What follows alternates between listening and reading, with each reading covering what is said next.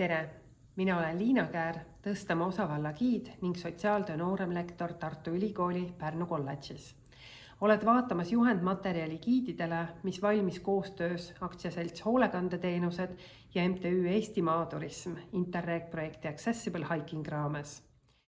Jagame sinuga kogemusi väljasõidult Ranniku matkaraja Tõstamaa lõigule 2024. aasta detsembris. Väljasõidul osales 18 intellektipuudega inimest, nende 2 tegevusjuhendajat ning 3 meeskonnaliiget MTÜ-st Eesti Maaturism. Alustasime teekonda Pärnust ning sõitsime läbi Audru, Lindi, Pootsi, esmalt Väratikülla, siis Tõstamaa Alevikku ja sealt Kastna külla. Tagasisõit Pärnusse kulges läbi Ermistu ja Kihlepa küla. Järgnevas videos selgitame lühidalt intellektipuude olemust ning seejärel juba meie kogemusi väljasõidult. Head vaatamist! Intellektipuudega inimeste osakaal on 1–2% elanikkonnast. Intellektipuue tähendab, et inimese erinevad kognitiivsed võimed on piiratud, samuti puudub tal abstraktne mõtlemine ning vähenenud on õppimisvõime. Intellektipuudega inimestel on seoste loomise oskus ning orienteerumisvõime piiratud. Samuti on vähenenud nende sotsiaalsed oskused, näiteks empaatia, eneseväljendus, suhtlemine teiste inimestega.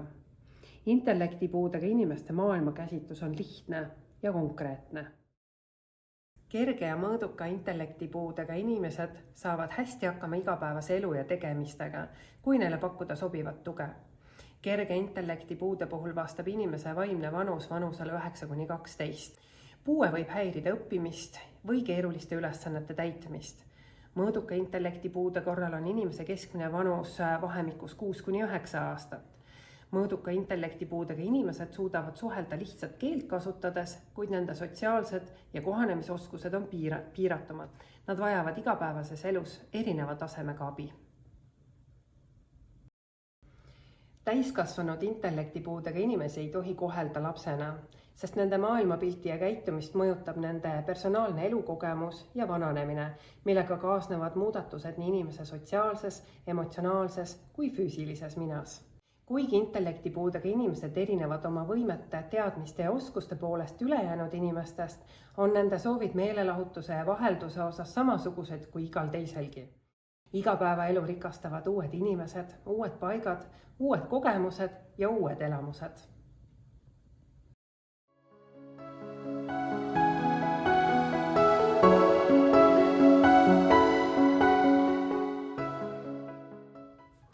Giiditöö eesmärgiks on tutvustada ja olla külalisele teejuhiks uutes ja tundmatutes kohtades, aidata avastada uusi teadmisi ja paiku.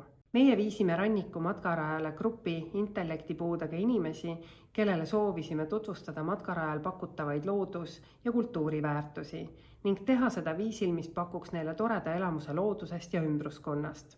Iga väljasõit, ekskursioon või matk vajab giidilt eelnevat ettevalmistust ning pakkudes uusi elamusi erivajadusega inimesele ongi ettevalmistav töö veelgi olulisem. Ettevalmistus väljasõiduks Ranniku matkarajale algas matka planeerimisega, mille puhul lähtusime järgmistest punktidest. Väljasõidu kestuse pikkus, mis pakuks elamuse, kuid ei oleks liiga väsitav. Erinevad tegevused, mis võimaldavad nii aktiivset osalust kui ka omaette olemist. Grupi suurus ja saatjad. Intellektipuudega inimeste jaoks on suurimaks abiks teise inimese toetus, kelle kohalolek ja kellega suhtlemine pakub parimat turvatunnet. Ekskursioonil olid lisaks giidile kaasas 2 tegevusjuhendajat ja 3 väljasõidukorraldusega seotud inimest. Informatsiooni jagamine. Valmistasime ette väljasõitu tutvustava lehe, kus oli kirjas väljasõidu kuupäev, kestus, milliseid huviväärsuseid külastatakse ja millised tegevused plaanis on. Samuti oli lisatud giidi kontaktid ja foto. Infoleht võimaldas tegevusjuhendatel grupile infot jagada ja tutvustada giidi, kellega koos väljasõidule mindi. Suhtlemine. Enne väljasõitu suheldi aktiivselt aktsiaselts Hoolekandeteenuste töötajatega seoses erinevate korralduslike küsimustega. Rõhutati ühtlasi seda, et väljasõit toimub talvisel ajal ja et kõik osalejad paneksid ennast soojalt riidesse. Samuti andis suhtlemine turvatunde kõikidele osapooltele, et on täpselt aru saadud, kuidas ja mismoodi ekskursioon toimuma hakkab. Väljasõidu läbiviimine hõlmas kõiki giidi tavapäraseid tegevusi, inimeste bussi peale võtmist, sõitu sihtpunkti, vaatamisväärsuste ja piirkonna tutvustamist, erinevate planeeritud tegevuste läbiviimist väljasõidul, ootamatuste lahendamist, külaliste vajaduste eest hoolitsemist, tagasiside küsimist ning taas koju sõitmist. Giid järgis tegevuste läbiviimisel kõiki tavapäraseid giiditööga seotud nõudeid, alustades bussijuhi tutvustusest kuni vaatamisväärsuste näitamiseni. Samas lähtuti kogu väljasõidu ajal sihtgrupist ehk intellektipuudega inimestest, kellega töötades on oluline mõelda järgmiste aspektide peale. Giidi avatud, soe ja positiivne hoiak. Intellektipuudega inimesed on sõbralikud ja meelsasti valmis suhtlema, kui need koheldakse soojalt, võrdväärselt ja lugupidavalt. Lihtne keel ja vaatamisväärsuste tutvustamine viisil, mis ei koorma liigse spetsiifilisuse ja detailirohkusega. Intellektipuudega inimeste kognitiivsed võimed on vähenenud. Neil on raske mõista võõrsõnu, mitmetähenduslikke sõnu ja lauseid, mõista abstraktseid termineid ja teemasid ning luua seoseid. Seepärast on oluline, et giid räägiks selgelt, lihtsate sõnadega ja jagatud info oleks üheselt mõistetav.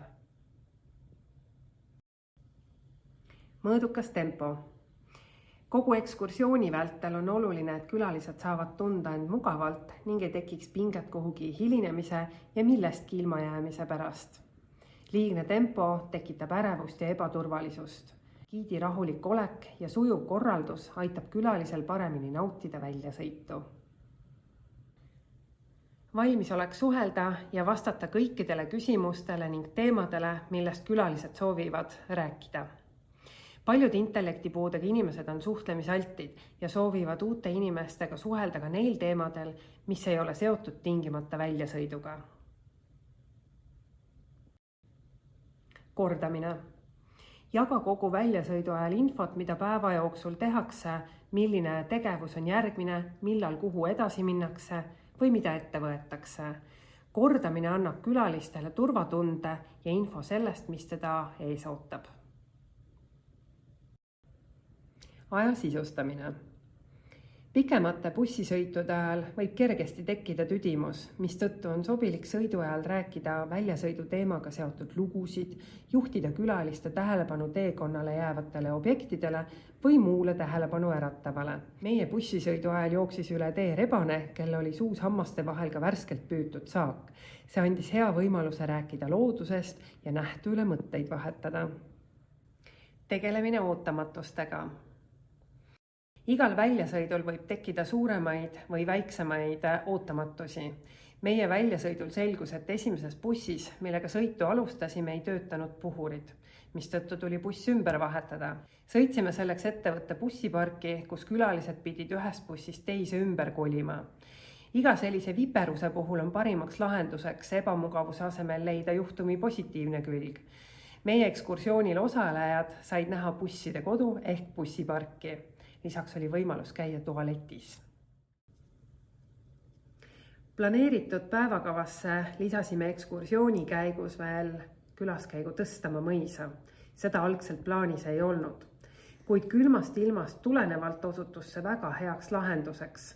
Saime sealt kaasa võtta värske kuuma tee, käia soojas tualetis ning lisaks vaadata mõisa muuseumis olevat poolpaadi mudelit ja kuulda kummituslugu. Väikesed üllatused ja mugavused on alati head meeleolu loojad.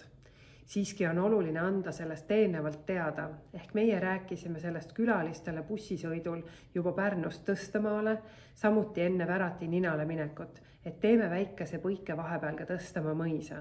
Miks me seda teeme ja mida me seal siis ette võtame? Paku lihtsaid, aga lõõgastavaid tegevusi, mida looduses käies ikka ette võetakse. Tuttavad ja teadaolevad tegevused ei tekita stressi ning võimaldavad külalistel jagada oma eelnevaid kogemusi ja teadmisi. Üllatusena võib tuntud tegevustesse pakkuda midagi, mida võib-olla paljud pole varem teinud. Meie korraldasime pikniku Kastna poolsaarel Sepamaa rannas, kus küpsetasime lükkel vorstikesi ja vahukomme. Paljud väljasõidul olnud intellektipuudega inimesed olid ise lõket teinud ja vorstikesi küpsetanud, aga vahukomme mitte kunagi nõnda söömiseks ette valmistanud. Abistamine. Intellektipuudega inimesed vajavad igapäevastes tegevustes erineval tasemel abi. Võtsime väljasõidul ranniku matkarajal ette ka väikese väljakutse ehk proovisime õppida tegema meremehe sõlme, mis oli mõnele külalisele lihtsam, teisele keerulisem, aga proovida tahtsid seda teha kõik külalised. Selliseid tegevusi planeerides on oluline, et giid ei jääks üksi grupiga, vaid tal oleks abilised, kes aitavad tegevust läbi viia. Meie väljasõidul oli kaasas lisaks intellektipuudega inimestele 2 tegevusjuhendajat ja 3 meeskonnaliiget. See võimaldas meremehe sõlme õppimisel toetada ja suhelda kõigi intellektipuuetega inimestega. Tähtis on see, et keegi ei tunneks, et on üksi jäetud. Väljasõidu lõpetamine. Uued tegevused ja elamused muutuvad eredamaks, kui need on võimalik teistega jagada ja enda jaoks taaskord läbi elada. Väljasõitudel aitab elamusi kinnistada intellektipuudega inimeste jaoks päris mitu erinevat aspekti. Kokkuvõtte tegemine väljasõidust. Tagasisõidul Pärnusse kordasime üle päeva jooksul tehtud tegevused ja külastatud paigad. Küsimuste esitamine ja võimaluse andmine peegeldamiseks. Meie väljasõidul said kõik soovijad välja tuua neile enim meeldinud ja meelde jäänud kohad, tegevused või emotsioonid. Paljud osalejad jagasid oma tundeid ja kogemusi meelsasti. See reis oli väga huvitav. Sai majast välja ja mina olen maapoiss olnud. Kogu aeg olen maapoiss olnud ja metsades ja looduses meeldib mul alati igal pool olla. Väljasõidu meenutamine kodus. Palusime väljasõidul osalenud tegevusjuhendajatel koguda tagasisidet intellektipuudega inimestelt ka siis, kui ollakse juba koju jõudnud. Ühelt poolt andis see meile väärtuslikku infot külaliste kogemuste kohta, kuid teisalt said väljasõidul osalenud inimesed oma elamusi uuesti värskendada. Tänamine ja head aega jätmine. Kõigile inimestele on oluline lugupidav kohtlemine ning vahetu suhtlemine. Tänasime ja jätsime hüvasti personaalselt iga osalejaga. Kokkuvõtteks. Intellektipuudega inimesed on avatud ja soe sihtgrupp, kes meelsasti osalevad erinevatel ekskursioonidel ja väljasõitudel. Kuigi igapäevaelus on neile oluline rutiin ja kindel turvatunne, vajavad nad uusi kogemusi ja elamusi, mis rikastavad nende maailma. Seepärast julgustame teid just seda sihtgruppi rohkem ekskursioonidele ja väljasõitudele kaasama.